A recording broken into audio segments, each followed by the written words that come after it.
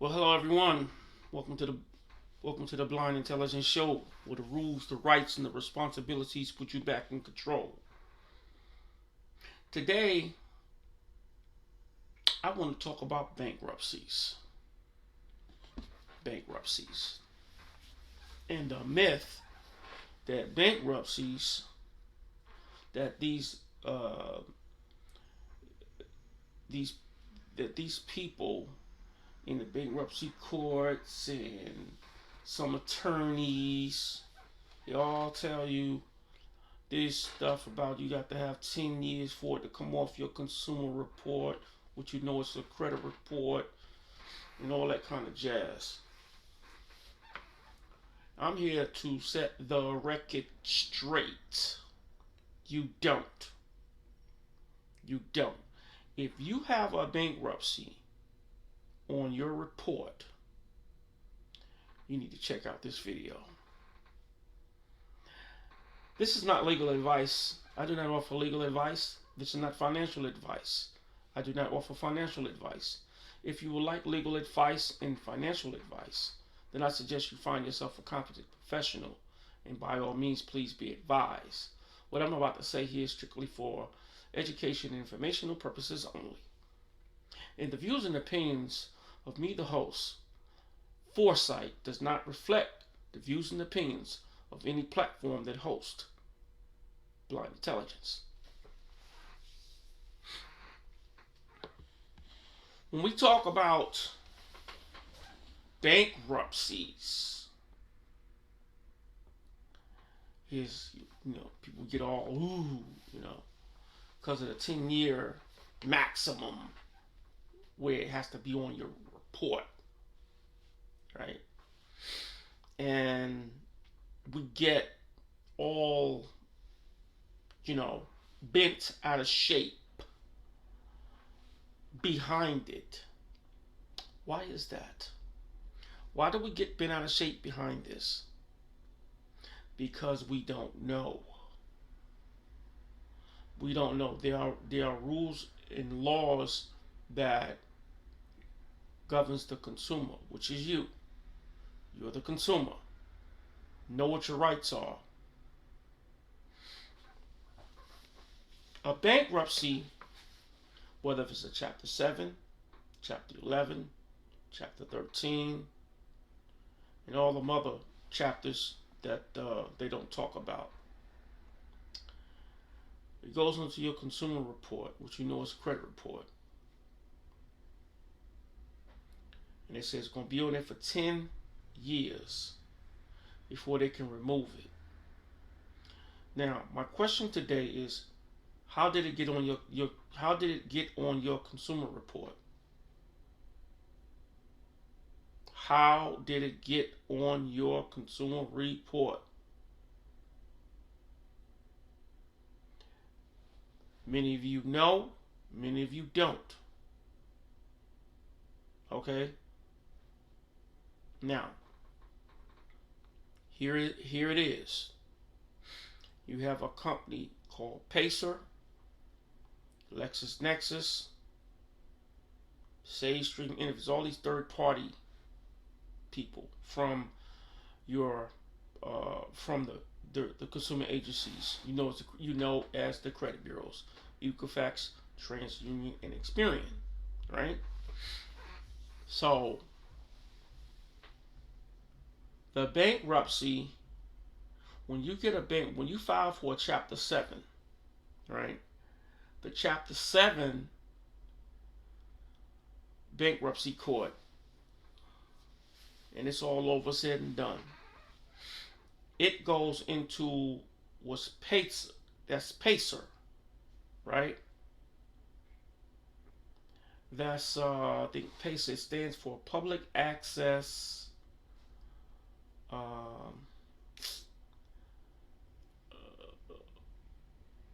Public Access Pacer. Public Access. I think it's Consumer Electronic Records. I think that's what it is. But it's a public access of records. Now what happens is But I know this would happen to me. Let me explain it this way.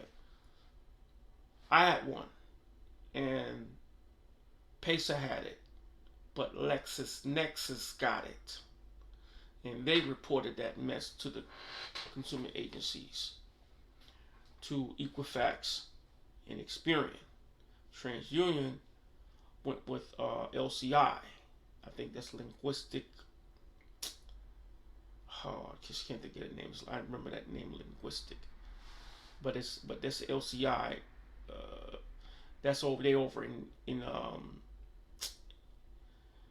game in what's it game something Gameville or something like that. California. I know they over there in California. Because I remember talking to them and sending them letters. See, these companies are third-party companies that report that data. The data, they buy it, and then they fork it over to them. Right? Now, question to you is that legal? If you ask me, that's identity theft. If you ask me, that's identity theft in some form, in a fashion, because they're using your information without your permission. What's up with the permissible purpose in 15 USC 1681B? That falls up on the permissible purpose.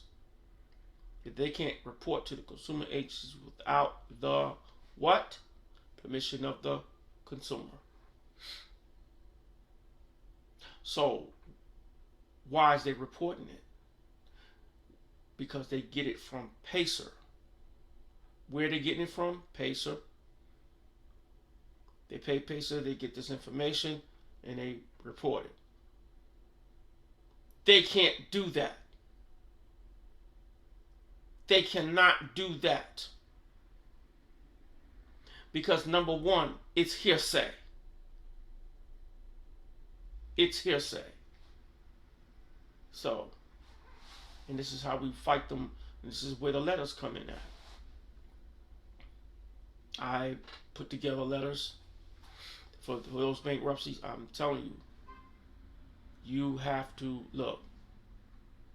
You have to know what you're talking about when you're fighting these consumer agencies and these third-party people, because I'm telling you, you're going to be up in an uphill battle with these third-party consumer agencies, because they don't want to stop it. They're not going to stop it.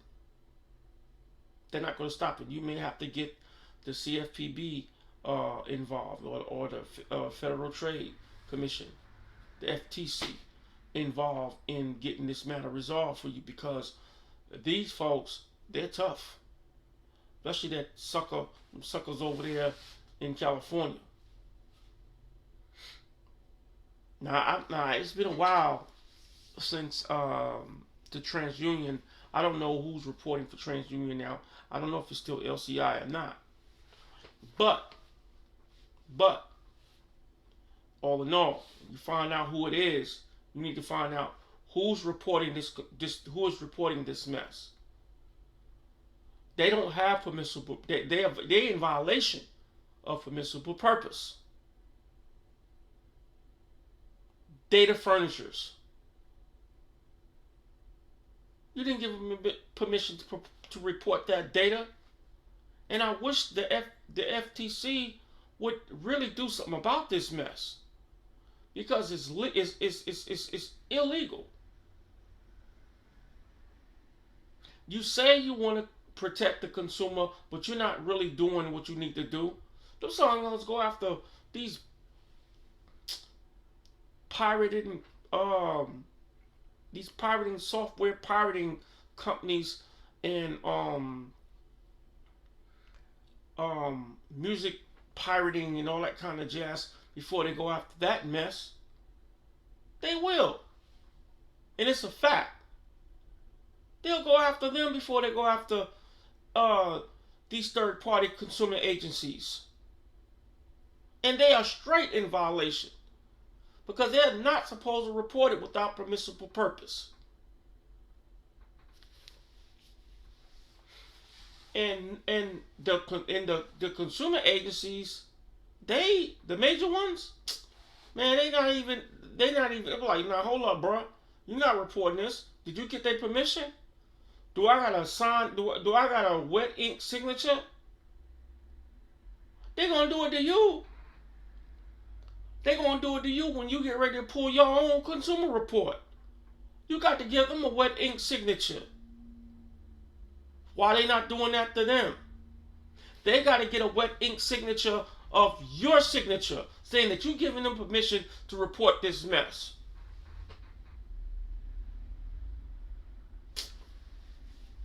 So, but that's what it is with this bankruptcy.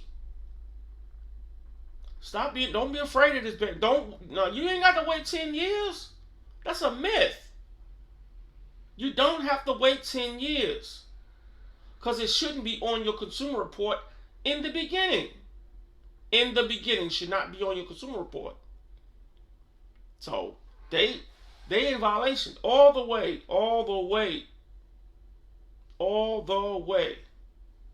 But you got to know how to fight, and you got to know how to get these letters moved in such a way to where you're gonna make them move. So you can't look. All I'm saying to you is don't go in this alone. You don't have to get letters from me, but get some letters from somebody that understands how this works. But do your friend a favor and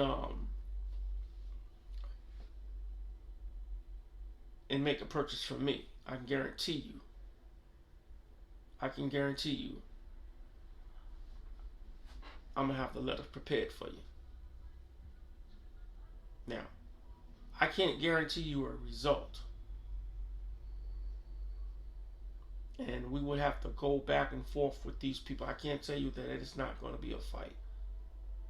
But let me tell you this. If you sit on your hands and do nothing,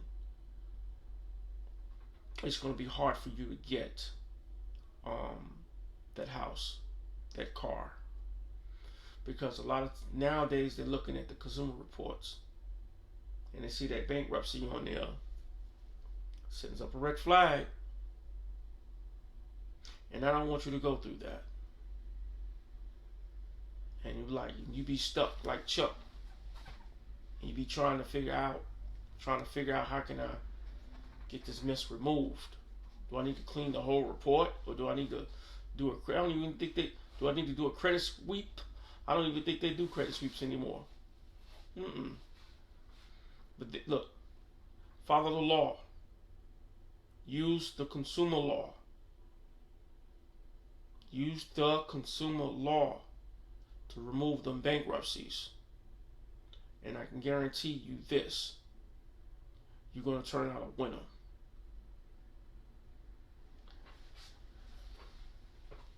If you want more information, please contact me at blindintelligence@gmail.com. I'm sorry, my mistake.